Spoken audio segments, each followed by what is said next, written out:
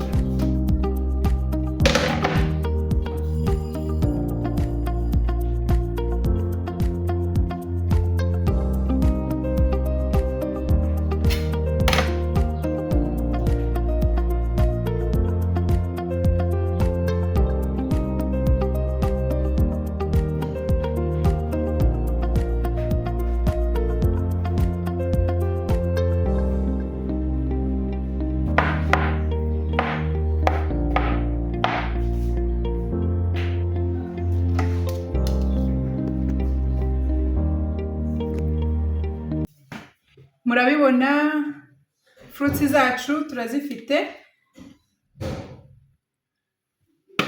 watermelon, imyembe, murabibona n'imineke. Noneho ngiye gushyiramo ice cream ku mugani w'umukobwa wanjye. Ntabwo bigombera nyinshi.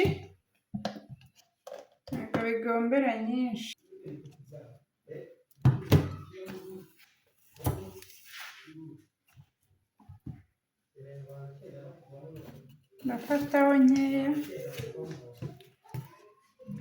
Biba byiza wenda abana harimo bato cyane kubera ko iba nyine ari ice, ko izindi imbuto zaba zitagiye muri firigo kugira ngo zigabanye ubukonje bwa ice. Twagiye uko ushyiramo nyinshi of course niko iryoha. irahagije.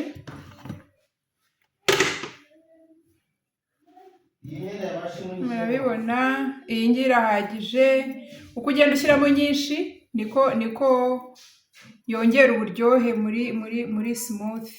Shyizemo utu ice dutatu.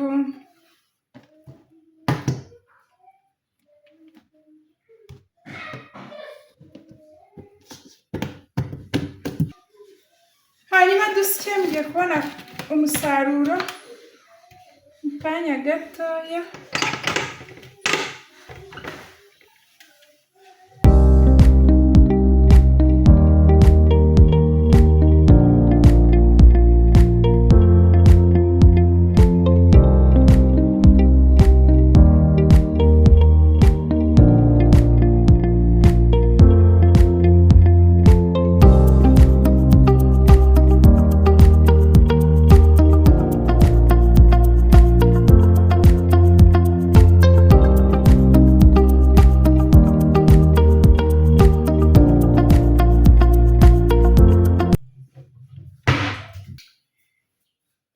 Smoothie yacu iri ready.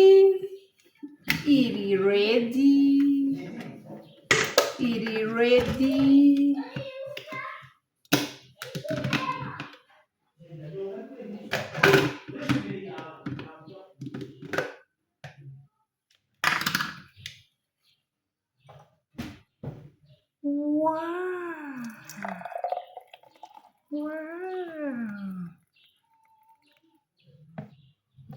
Mwayibonye?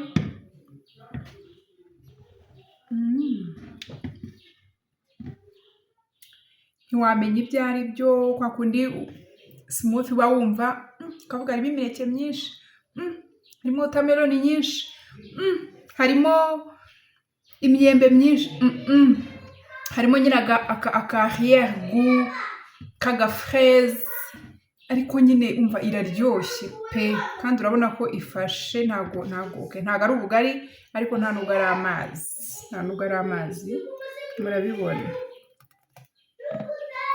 Ngayo nguko rero, murakoze cyane. Mukomeze muduhe comments, muduhe like, musharinge video igere ku bantu benshi. Abatarasubscribinga baba bakurikiye video yacu bwa mbere, musubscribinge. Turabakunda cyane. God bless you so much. Bye bye, naho utaha.